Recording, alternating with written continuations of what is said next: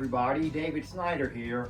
For some of these installments, I've decided to invite some special guests, all of whom are widely known as experts in their respective fields, and all of whom have helped both their companies and their customers to become more profitable and to become much better at what they do. So after a very brief bio, I will introduce you to my special guest for today, and I will let them do all of the talking and try and stay out of the picture.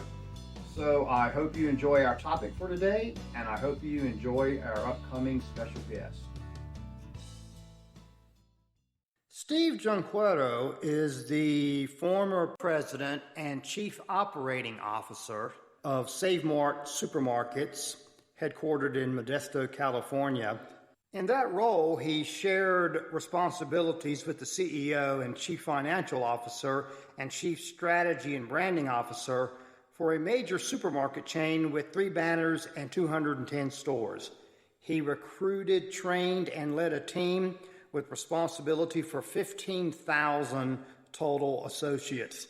Now, as CEO of Steve Junqueiro Associates, he provides business consulting services specializing in consulting in the retail, wholesale, and supply side of grocery.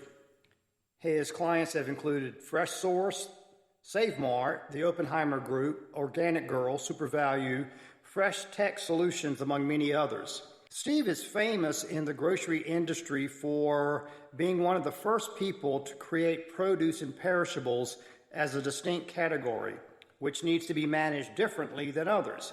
And he created highly efficient and profitable business models, which others in the industry have learned from and copied. Good morning, Steve. How are you? Good morning, David. 2 questions for you today. Since a large part of your career has been based upon relationships and being a master of relationships, I'm going to ask you your opinion on the status of relationships in the industry today. But you are also known as a master of execution. So my second question is going to be about execution and your insights into what makes some companies able to execute and what hinders other companies. And I know you have your top 10 list of questions that companies need to analyze when they're having problems with execution. So we're going to be talking about relationships and execution. So my first question is about relationships, and it is this. Some aspects of the modern era have improved communications and added to relationships. Other aspects have hurt our humanness and relationships. What are the positive changes you see in communication via technology, and where have we seen some negative consequences of modernization and automation? You know, relationships were being influenced by technology prior to the pandemic. We started to see communications being very agile, very quick, with great timeliness, accessibility, and really a reduction in expense, really, because people could meet through technology. Well, the pandemic kind of fast forward that thing way ahead to where that was the only way that business could be conducted. People had to meet through technology. And I think we saw the positives, which I mentioned, the timeliness, the accessibility, the reduction in expense. But we also saw the cons or the negative pieces to that. And that was the fact that, we found out we could conduct business, but it was very obvious that we couldn't grow business like we had in the past. And that's because there wasn't a chance to build relationships. There wasn't a chance to roll up your sleeves and work on things together, one-on-one or group by group. And I think that was the net effect of what we went through during the pandemic. Was a chance to take a look at what what relationships were all about. And what happened there was, yeah, we can conduct business. Business continued to go, but it was very, very difficult to grow business in that environment. And I think it's very important for us to learn from that as we move forward. Well, Steve, I guess the question of all questions is, again, you're known as a master of relationships. You built your career on relationships, and building relationships and teaching your team to build relationships is a large part of your historical success. So, what do you think we need to return to? What are some of the things that are top of mind for you, practices in relationship building and relationship growth that we need to recapture if we're going to grow the way we want to grow? I think it's important to understand that it is all about relationships with the people you do business with, relationships with your employees, relationships with your customers, and to really get your arms around that. I think it's important just to take a look at yourself, at your company, at your business, and ask yourself, some basic questions based around what I think are four very important tenets. And that would be teamwork, execution,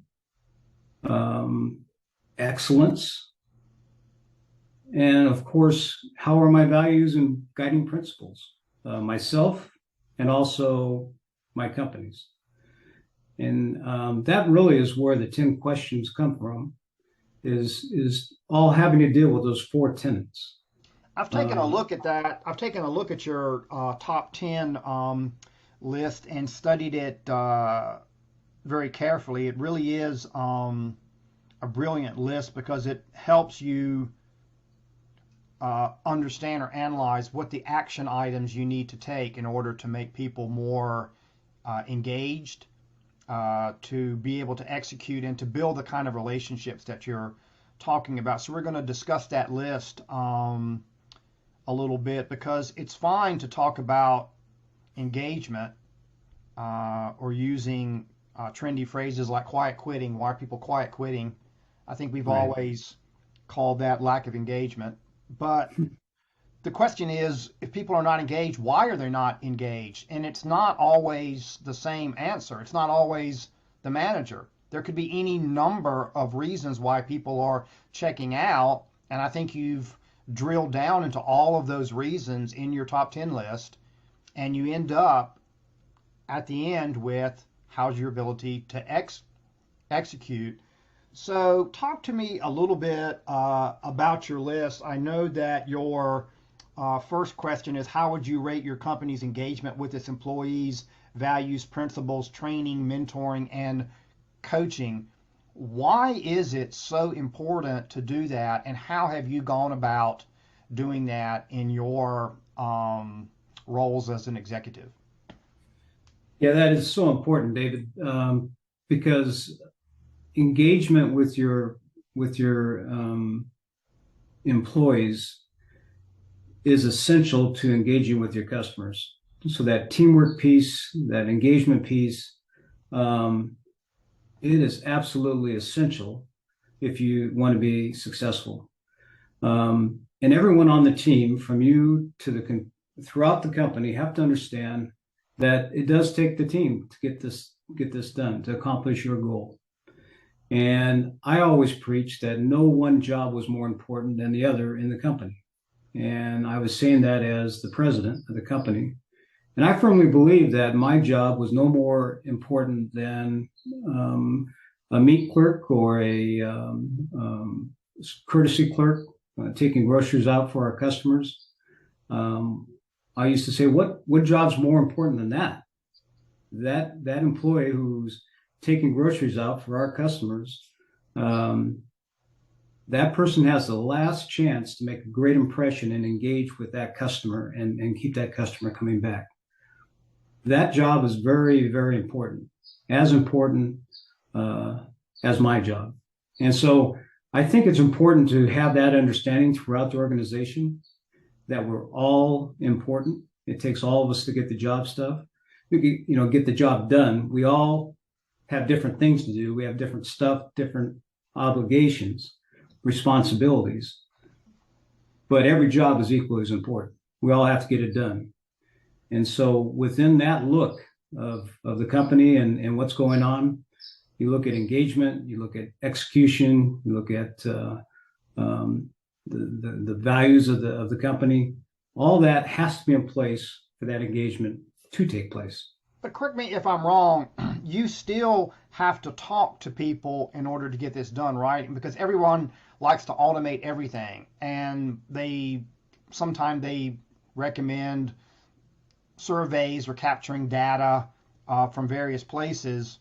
Sometimes that works and sometimes it doesn't. I don't know if this came from one of his books or if another executive told me, but I heard that Jack Welch was pretty famous for entering the building of his headquarters and heading straight down to the basement and literally talking to the guys in the basement saying, how are things going on the top floor? And they would tell him.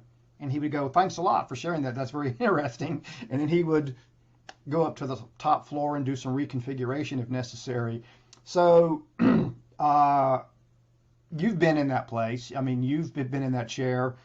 Don't you think that actually talking to people, everyone, or having interviews and chats with people that you know by name and just asking them to tell you how are things going on around here, isn't there a lost art there, Steve? I think there is. And to your point, I think it's essential and so important that happens. Otherwise, you really don't know what's going on, and you're not setting the example to your team on the level of communication that we all should be having. I used to travel throughout the company.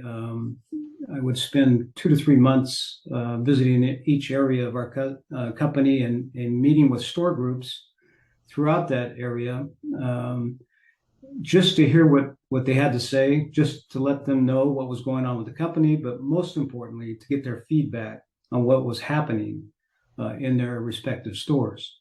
And every time I did that, because it was a big time commitment, and I was questioned why I would do that, and we had a lot of other things to get done, but every time I did that and spent that time, the first day of that endeavor, I used to say, I can't imagine not doing this.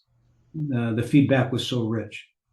And so absolutely, it is essential that of course, you know what's going on, but it's more essential to make sure that you have that communication, that engagement, that teamwork environment with the people that you work with and that are all trying to accomplish the same thing.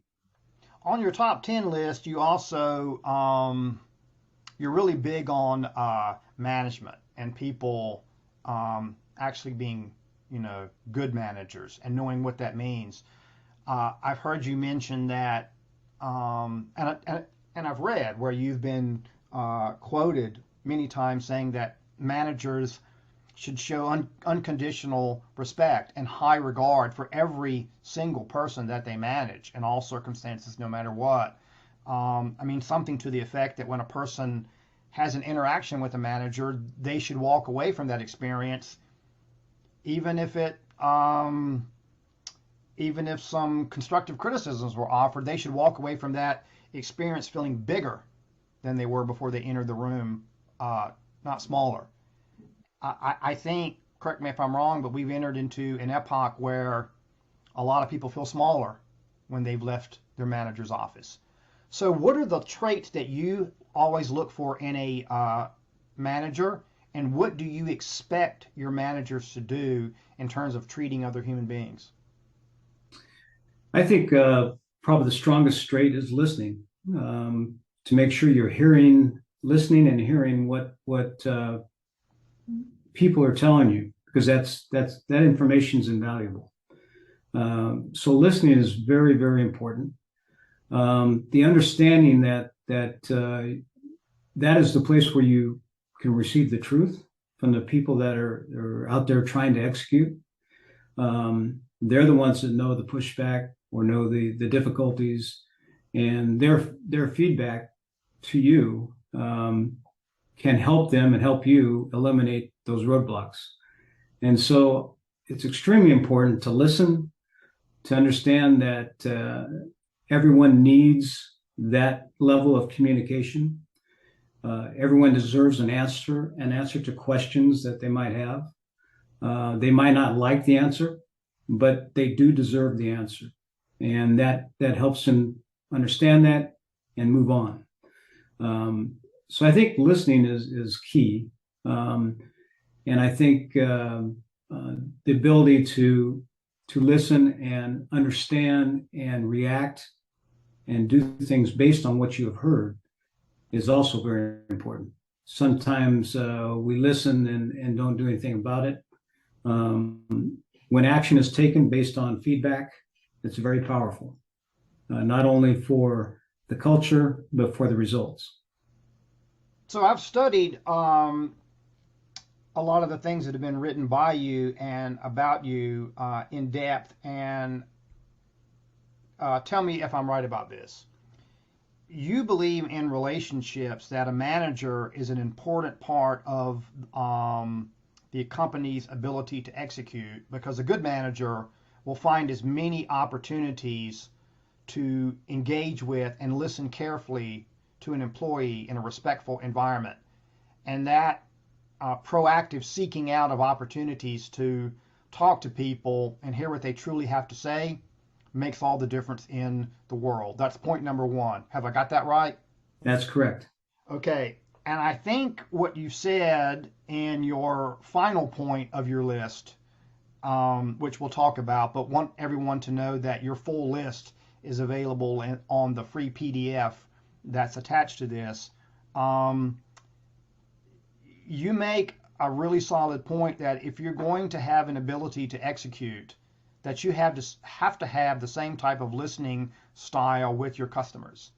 That you have to find as many opportunities as you can to talk to your customers live, not through automation, but live as a human being, and ask them, tell me the truth. What are we doing wrong? What are we doing right? What do you want to see from me in order to grow our business, to keep our relationship with you growing? What would you like to see? And you listen to them, and you listen to the good and you listen to the ugly, and then you actually do something with what the client told you in that personal meeting, and you draw up a blueprint and you do something about it. Is that how you execute better? Absolutely. Absolutely. To be successful in the marketplace, you have to be relevant to the customers that visit and support your establishment. If you're offering goods and services that are not relevant to them, then you will not be successful. Relevancy changes through different economic times, or seasonality is a piece of that. And I think it's essential that you listen to the customers, understand what their need and what they're demanding, and making sure what you're offering is relevant to all those desires and needs. And that changes marketplace to marketplace. In a large company with different demographics in different areas, if you're only relevant or attempting to be relevant with one answer or one offering for all those different areas where people have different wants and needs, that means you're only going to be right in one marketplace and possibly wrong in all the others. So you have to listen to all your customers. You have to know what their wants and needs are, and you have to. Your goal has to be relevant in each one of those locations to those specific needs. That's extremely powerful. I'm going to ask you one more question before we go, but I think we're going to have to come back and do a part two because you've got so much useful information to share. And we've really only scratched the surface of your top 10 list, but I'm going to ask you one final question just for today before we go, and that's on your last point about execution. If you're behind closed doors with an executive team and they say, Steve, we have got a lot of things right. Our website looks great. We got a great marketing campaign, and we have a lot of good messages, but we just don't seem to be able to execute, or at least we're not even close to being able to execute the way that we want to or need to with our customers. What are some of the top two questions that you ask of that client in order to find out why they might not be executing the way they want? Probably the top two questions is or are, how is our teamwork? How is our engagement with our employees? And the second question is, how is our engagement with our customers? Now, there's a myriad of pieces that go into those answers.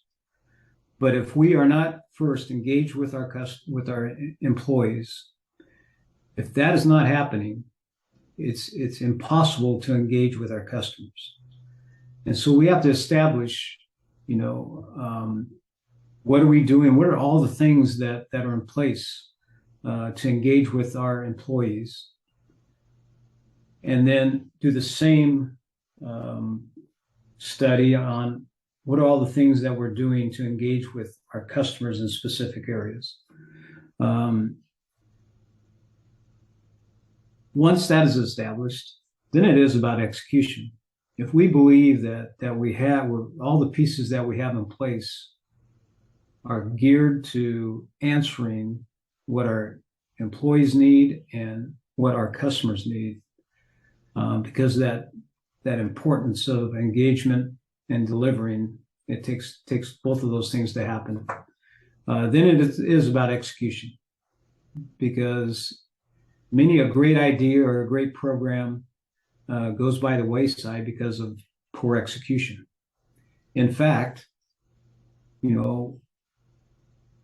flawed execution of a brilliant plan will not ever take the place of brilliant execution of a flawed plan.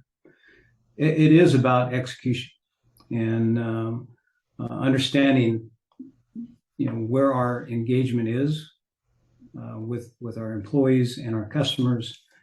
And once we understand what that is and we believe it's in place, make sure we execute all the pieces of that.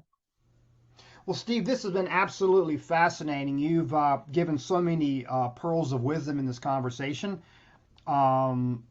Just a delightful conversation. I want to thank you.